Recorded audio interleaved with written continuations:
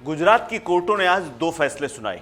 एक में राहुल गांधी को राहत नहीं मिली, वहीं दूसरी तरफ साल 2002 में नरोदा गांव नरसंहार मामले में गुजरात कोर्ट ने 21 साल बाद फैसला सुनाते हुए माया कोडनानी, बाबू बजरंगी, जगदीप पटेल समेत सभी आरोपियों को बरी कर दिया है। दंगों के दौरान 28 फरवरी को नरोदा गांव में हुई हिंसा में 11 लोगों को जिंदा जला दिया गया था। माया कोडनानी उस वक्त गुजरात सरकार में मंत्री हुआ करती थी। नमस्कार, मैं हूं कुलदीप द्विवेदी और आप देख रहे हैं वन इंडिया हिंदी। गुजरात के नरोदा गांव दंगों मामले में स्पेशल कोर्ट ने आज अपना फैसला सुना दिया है। एसआईटी मामलों के विशेष जज एसके बख्शी ने कोर्ट में आज फैसला सुनाते हुए 68 आरोपियों को बरी कर दिया है। दरअसल ये दंगे 2002 में हुए थे, तब मुख्यमंत्री नरेंद्र मोदी हुआ करते थे। साल 2002 में हुए इन दंगों में 11 लोगों की मौत हुई थी। इसके बाद पुलिस ने जांच के आधार पर गुजरात की पूर्व मंत्री और बीजेपी नेता रही माया कोडनानी व बजरंग दल के नेता बाबू बजरंगी समेत 86 लोगों को आरोपी बनाया था। इन 86 आरोपियों में से 18 लोगों की पहले ही मौत हो चुकी है। मामले में 21 साल बाद अब जाकर फैसला आया है। आपको बता दें कि 2002 में गोधरा में एक ट्रेन जली थी, जिसमें कई लोगों की मौत हुई थी। इस हादसे में कहा जाता है कि 58 लोग जिंदा जलकर मर गए थे। गोधरा कांड के विरोध में अगले ही दिन गुजरात बंद बुलाया गया था। इस दौरान अहमदाबाद के नरोदा गांव, जिसे गांव भी कहते हैं, यहां पर सांप्रदायिक हिंसा फैल गई थी, जिसमें 11 लोगों की मौत हुई थी। इसके बाद पूरे गुजरात में दंगे फैल गए थे। मामले की एसआईटी की जांच बैठाई गई थी। इस मामले में एसआईटी ने माया कोडनानी को मुख्य आरोपी बनाया था। माया कोडनानी उस वक्त राज्य सरकार में मंत्री हुआ करती थी। नरोदा गांव नरसंहार मामले में आरोपियों पर आईपीसी की धारा 302 यानी हत्या, 307 हत्या की कोशिश, 143, 147 दंगे, 148, 129 बी, 153 के तहत केस दर्ज किया गया था। इससे पहले कोडनानी को विशेष अदालत ने नरोदा पाटिया दंगों के मामले में 28 साल की सजा सुनाई।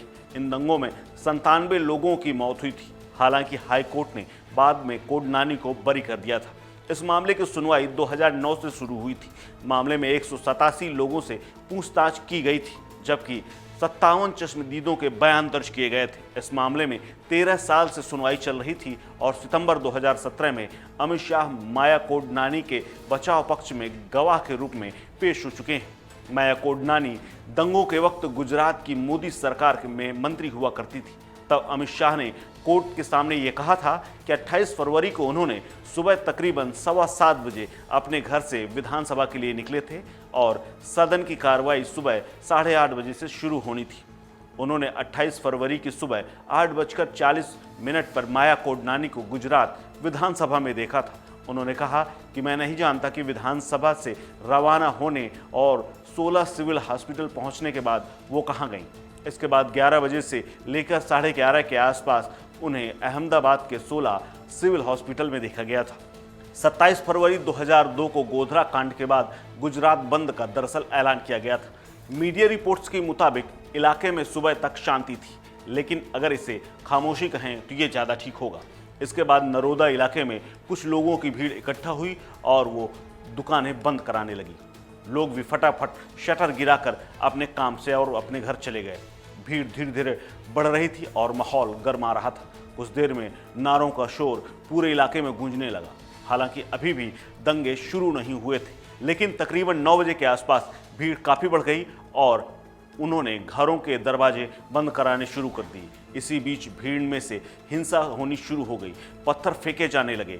कुछ ही मिनटों में नरोदा गांव इलाके में पूरा हुलिया बदल गया। जहां देखो वहीं आगजनी, तोड़ फोड़ के मंजर थे।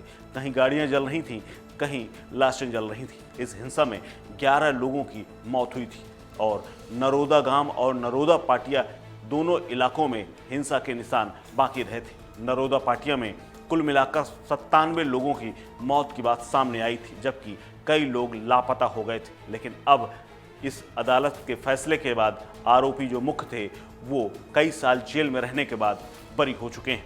इस खबर में फिलहाल इतना ही। अपडेट्स के लिए बने रहिए वन इंडिया हिंदी के साथ। नमस्कार।